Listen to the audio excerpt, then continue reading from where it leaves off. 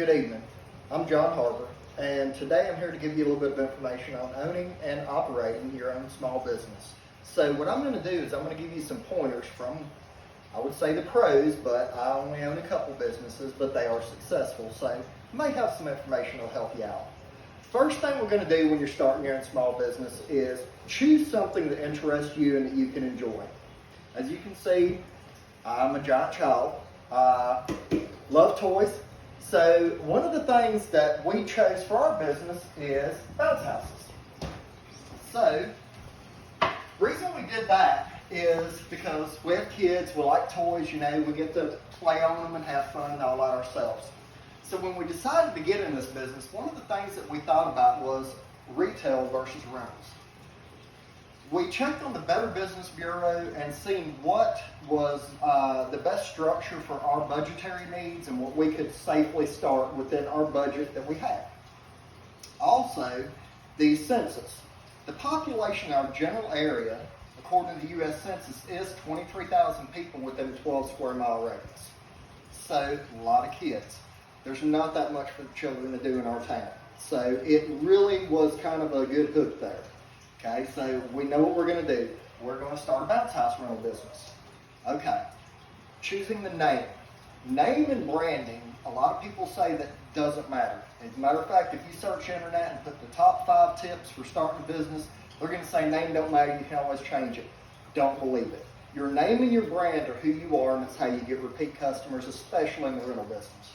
So we chose the name Zooligans Bouncers because it related back to us. We have children, and we love animals. Everybody calls us our zoo here. We help at a wildlife rehab. So when people talk to us about, hey, how'd you come up with that cool name? We're kind of able to hook them back in and say, the wildlife rescues we volunteer at are our way of giving back to the community. So that kind of makes people get this warm feeling that they're going with a great company. That's your hook, okay? Now, the next thing I want to talk to you about is pricing. So when we did our pricing, we said, how are we going to do this? Internet search, and we found a company called IAAPA, which is the International Association of Amusement Park and Attractions. Now, IAAPA will link you back to a lot of other people in your local area and stuff, so we did that, and we was able to kind of check out their websites and figure out where the price range is. This is an insider tip that I came up with myself many, many years ago. When you're doing your own business, pricing can be changed. You can adjust it where your needs are. Remember that. So what you want to do is look at your competition, find out what a range is. So you get a range. So we're just going to use a range of $100 to $500 right now. So if I get 10 calls, how many calls out of that do I want? Let's say 10 calls, how many rentals do I want? So 10 calls, let's say I get all 10 rentals. If I get 10 rentals, I'm at $100 a piece, right? 10 rentals at 100, that's $1,000. Sounds like a lot of money. I got all 10 rentals, I'm doing good, right?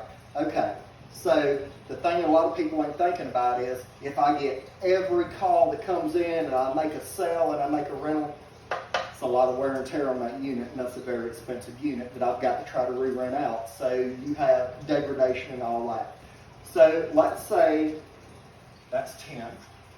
Let's say out of 10 calls, I get 1 rental, and I'm at $500 for it. So I made $500 off of that one. Now, down here, I made half the money, but I've got 9 times less wear and tear on my units, less gas, less labor I've used. So is that really the best for me? No. What I want is I want to be right in the middle. So I split this right here, okay? So I got $100 and then $500. Now, if I get half the calls and my price is $250, then I've made $1,250. All right? I have made more money than up here and down here, of course. I've also got less wear and tear on my units than I have here, less labor, less gas, and I'm making more money and more rentals here. So that's where I want to be. My magic number is half of the calls, half of the traffic I get on my website, all of that can be searched through. I want to get half of the customers that visit me. That's a comfortable area because I know I'm not too high and I know I'm not too cheap.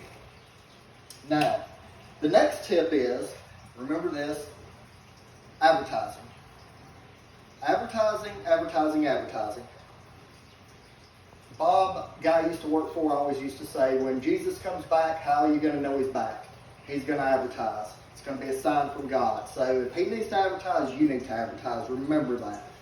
Now, the other saying I have is, if it's free for me, social media. Social media is great.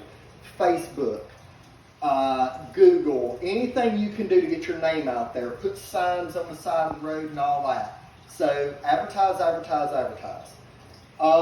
As far as that goes, remember the links and stuff that you can use is the U.S. Census for your area. Better Business Bureau is a great one. For me, it was the International Rental Association. So other than that, I hope this will help you get your own small business started.